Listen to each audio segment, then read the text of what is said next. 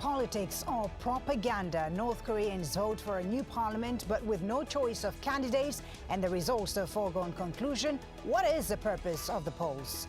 This is Inside Story.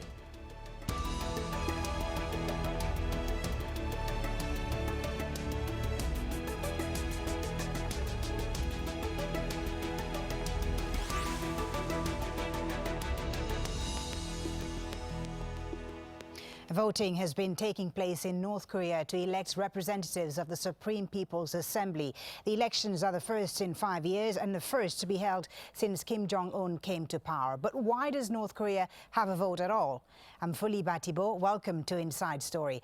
There are elections in name, but with no competing candidates and an expectation to vote yes. So while no surprises are expected, it's a chance to see who Kim Jong-un may be favoring and who he may not. And the vote also doubles as a census, exposing those who may have escaped abroad. To our discussion in just a moment after this report from Stephanie Decker. These are carefully controlled images, filmed by agencies under the strict watch of the North Korean regime. It is election day here in Pyongyang, and people have little choice. They must vote. I just cast a vote of approval for our candidate. I will devote all my intelligence and strength to strengthen our socialist system centred on the masses. These are parliamentary elections, but the term election is deceiving. Only one candidate runs for each district, so there is no choice. What you can do is vote yes or no for the person who will be your representative. But if you vote no, you need to very publicly enter a separate booth, and that is something very few here are willing to risk. The last elections were held in 2009 under the late leader Kim Jong-il. He received 100% of the votes, and turnout was reportedly 99.98%. These are the first elections since Kim Jong-un took over, and the results are widely believed to reflect similar numbers. Through this election, we will show the might of the single-hearted unity of our army and people who are firmly united behind our respective marshal. Observers say these elections are really about two things. For the regime, it's used as a census and also a check to see who might have escaped and made it across the border. If you don't vote, you will be investigated. These elections also give the outside world a peek into who is in favor in this highly secretive state. The candidates are believed to be handpicked by the party and approved by the man they call their dear leader. Stephanie Decker, Al Jazeera for Inside Story. Well, let's bring in our guests for today's Inside Story. From Cambridge in the UK, we have Swenson-Wright, head of the Asia program at Chatham House and a member of the World Economic Forum's Global Council on the Future of Korea.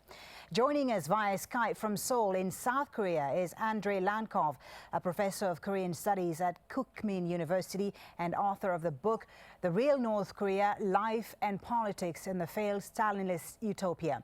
And in Hong Kong, we have Joseph Cheng, a professor of political science at City University of Hong Kong and a North Asia specialist. Gentlemen, thank you all for being on Inside Story today. Andrei Lankov in Seoul, if I may start with you, what do you think North Korean citizens understand by democracy? What does this election mean for them?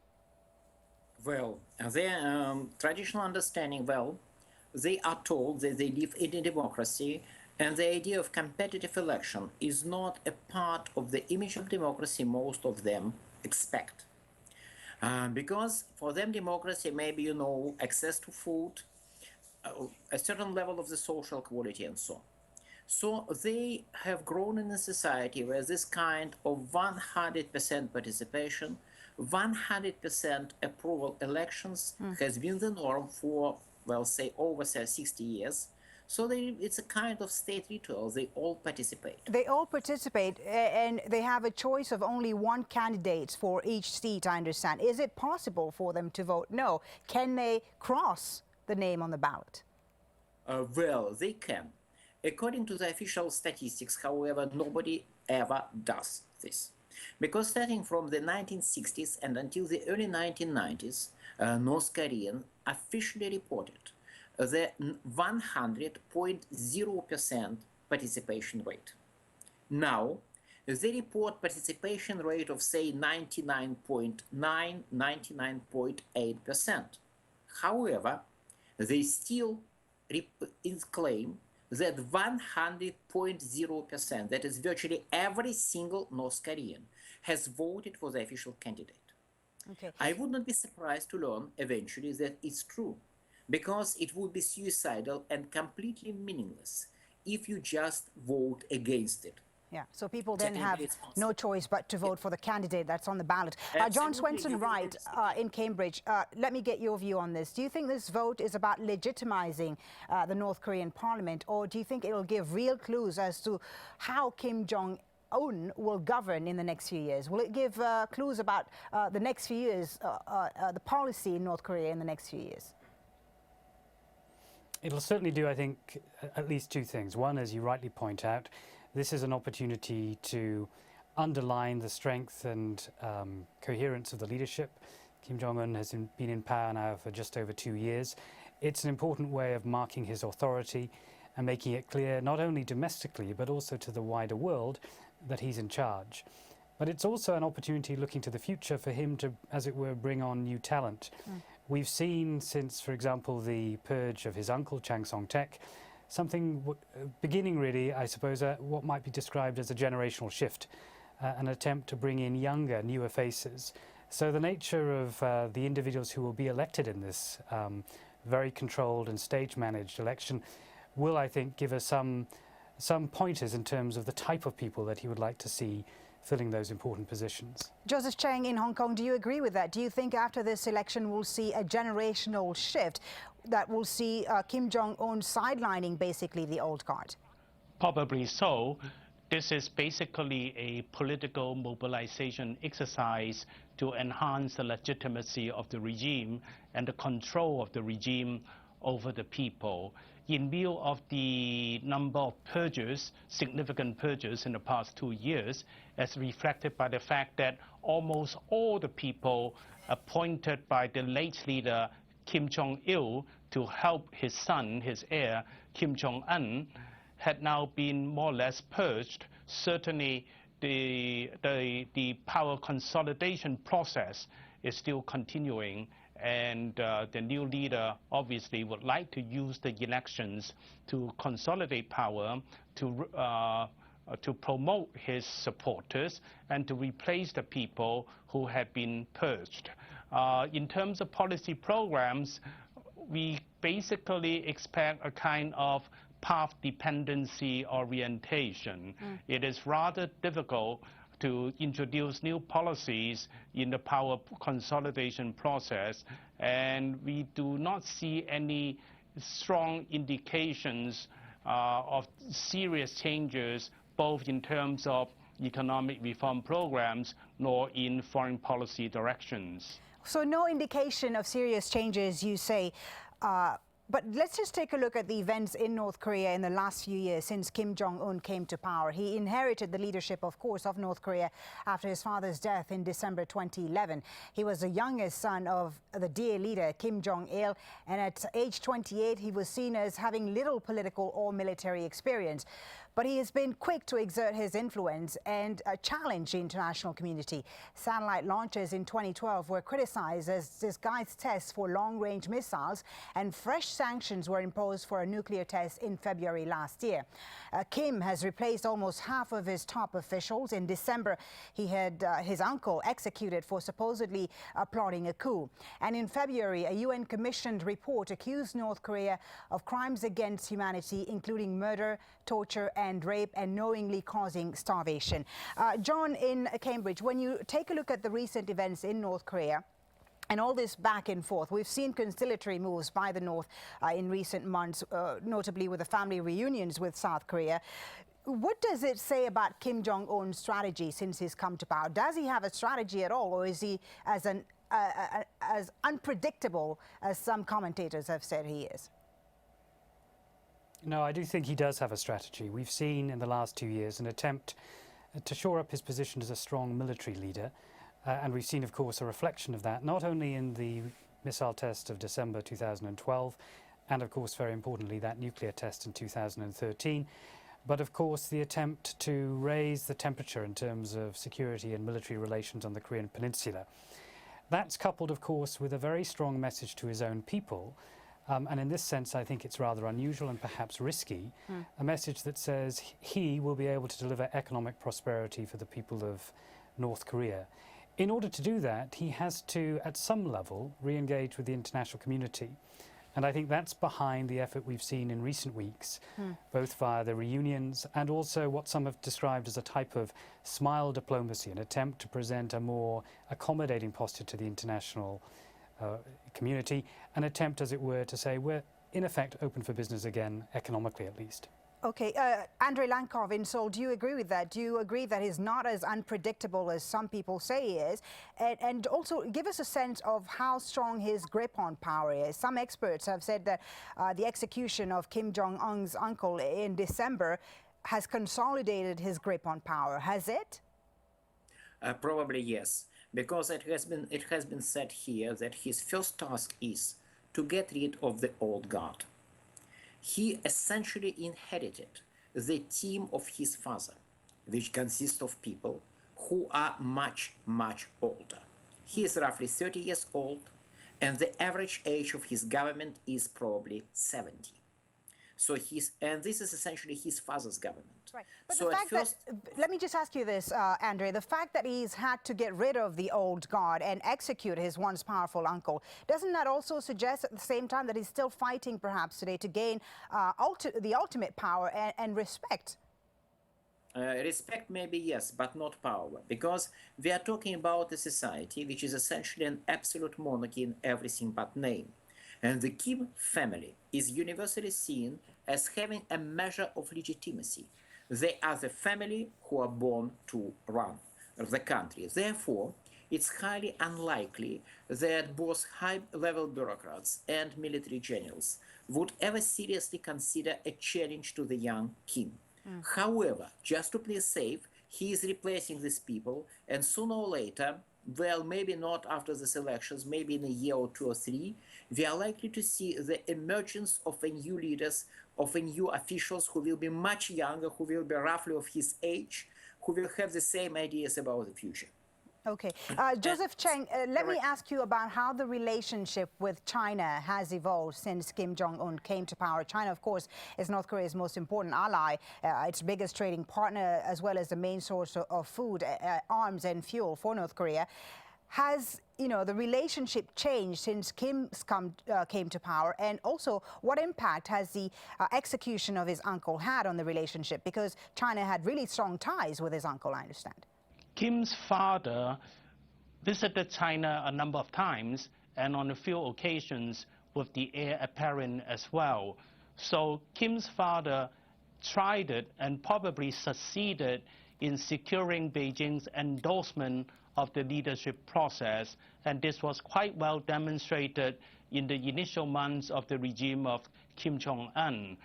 During the recent purge of his uncle, Jiang Qingjiak, there were gossips that China supported Cheng, and there were conspiracy theories even that China might want to replace Kim Jong-un with his eldest brother or half-brother, Kim Jong-nam, who has been residing in Macau. I tend to think that these gossips or conspiracy theories as untrue. I believe that the Chinese leaders are sensible enough not to get involved in factional struggles in Pyongyang. China basically would like to have a stable relationship with the Kim leader who is in charge, and this is the long-term and it is perceived to be a long-term relationship, as China wants to be in a position to influence Korea, especially in its foreign policy and economic reform orientations. However, because of the purge of Cheng, many personnel involved in various economic cooperation projects with China had also been purged. So China probably is now in the process of trying to stabilize the relationship, re-engage Kim Jong-un, and to maintain at least a normal relationship with the regime. I don't think Kim Jong-un is in a position to break off relations with Beijing as well. North Korea certainly needs China economically and diplomatically. John, what's your view on this? Do you think Beijing controls Pyongyang in any way, or do you think is China's influence over North Korea basically overestimated by the international community and many Western countries? I think the problem for China is North Korea's very weakness. It makes it vulnerable. And what China wants more than anything on the Korean Peninsula is stability. They want stability because the collapse of a regime in North Korea would create geopolitical risk. And the possibility that the United States and South Korea might fill the vacuum that might emerge if the regime were to collapse. And equally, they want a North Korea that is, in a sense, a more biddable member of the international community, a North Korea that does not engage in provocation. For them, the challenge is how do they persuade the North Koreans to follow their lead? And in fact, they have very, very little leverage, notwithstanding the fact that they provide substantial amounts of fuel and food that keeps the North Korean regime in effect in business. So the Chinese can't really afford to turn the screws on. So are you saying that China is continuing to maintain the situation as it is because it doesn't necessarily want to prop up the North Korean regime, but simply because it has no choice? I think it has no choice because, as Andrei Lankov rightly pointed out, Kim Jong-un, in a sense, is the only game in town. There's nobody else who can replace him. And at the same time, the Chinese, I think, want to have a stable situation on the peninsula. But having said that, they also recognize that the international community is looking at them to act as a mediating influence. And that role as a mediator is a role that China is happy to play. Therefore, from China's point of view, the most obvious context in which to demonstrate its effectiveness is something such as the Sixparty talks, multilateral solutions, finding a way to get North Korea back to the negotiating table. Therefore, I think Beijing will be happy that the North is, at least in a tentative fashion, demonstrating its willingness to talk. The practical and, of course, the most difficult question is what that talking will look like and how the North will be able to deliver on the expectations, most importantly in Washington, that it will actually be willing to compromise on the nuclear question. And, of course, that conflicts with Kim Jong-un's efforts to present himself as a strong military leader. Okay. Andrei Lankov, your view on China's role. As John pointed out, China was very successful in bringing North Korea to the negotiating table, to the Six-Party talks. Do you think they can succeed again under Kim Jong-un? Can he be convinced to return to the Six-Party talks? North Koreans want to have Six-Party talks, but their goal is not to negotiate surrender of their nuclear program, but to negotiate freezing of their nuclear program. In other words, they want to keep the nuclear devices they have produced, but they are willing to freeze, to stop production, don't manufacture more devices and more plutonium. However, such type of compromise, which means that they will be essentially recognized as a de facto nuclear power, is not currently, at least, acceptable for the United States and South Korea and Japan. So if the Six-Party talks resume, which is possible, well, I can easily imagine that both American and South Korean and North Korean representatives will go to Beijing and start talking. But the question is whether Americans are willing to accept something less than denuclearization. Well, currently, the answer is no. And North Koreans are not going to talk about denuclearization at all. Why should they? Okay, so you say there isn't a lot of optimism right now to bring North Korea to the negotiating table, but there is hope because it wasn't so long ago that Myanmar was being talked about in the same way as we're talking about North Korea today, also known as Burma. It was ruled by a military junta from 1962 to 2011. It was one of Asia's poorest countries, secretive and isolated, with an appalling record on human rights. A general election in 2010 marked the first step towards civilian democracy and reform. And 2 years later, Myanmar signaled its return to the world stage following visits by Hillary Clinton, who was then the U.S. Secretary of State, and the U.S. President Barack Obama. So, John, when you look at the recent democratic progress that has happened in Myanmar, where companies from around the world are now going to Yangon to do business, do you think North Korea could move along the same route as Myanmar? Can they make that progress as well? I'm skeptical that that's possible for two reasons. One is, as it were, political culture. You know, Myanmar has a functioning civil society. North Korea clearly does not. In other words, there is no group of individuals separate from the government that can act as a force of pressure for change. And the second reason, perhaps equally important, is the appetite on the part of the international community to engage with the DPRK and the appetite of business interests to see North Korea as a viable economic opportunity.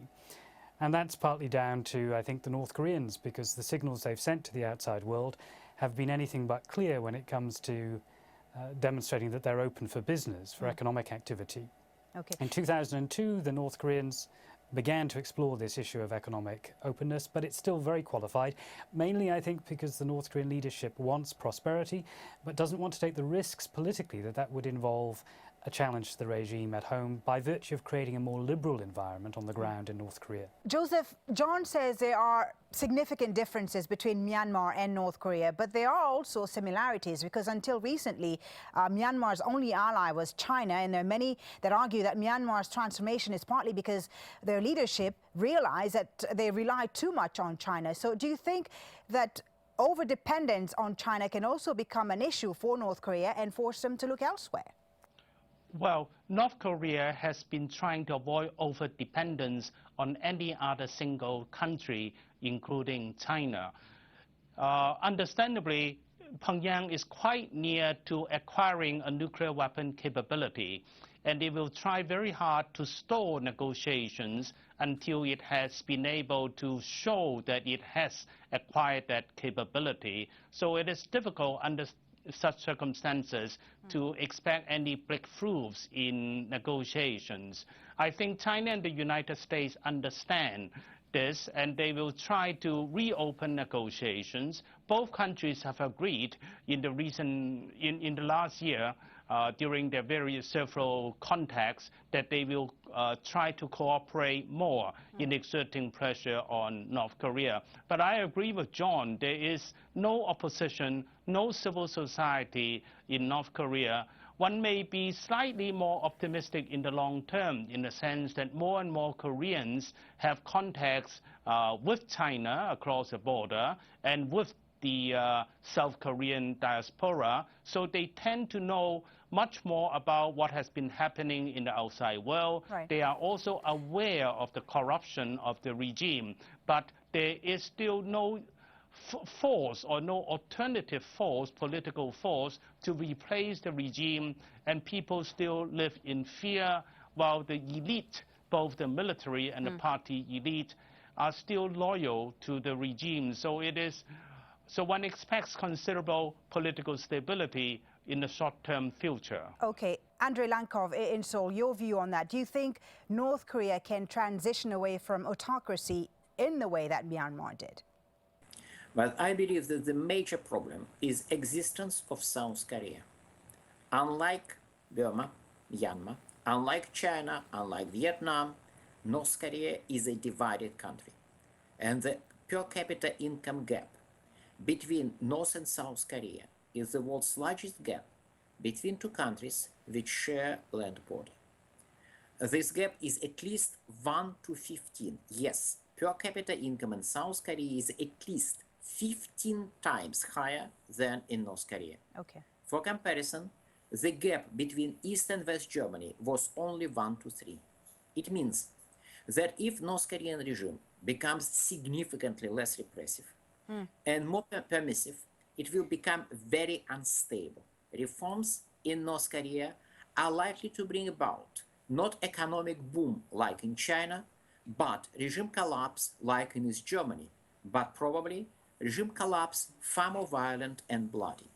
And the North Korean decision makers, the North Korean elite, they understand perfectly well that such collapse would be deadly dangerous for them, and they are very reluctant to do anything like that. Thank you all for joining us on this discussion. Andrei Lankov in Seoul, John Swenson-Wright in Cambridge, and of course, Joseph Cheng in Hong Kong. Thank you all. And thank you for watching. A reminder, you can find this program on our website. Follow the links for shows and Inside Story.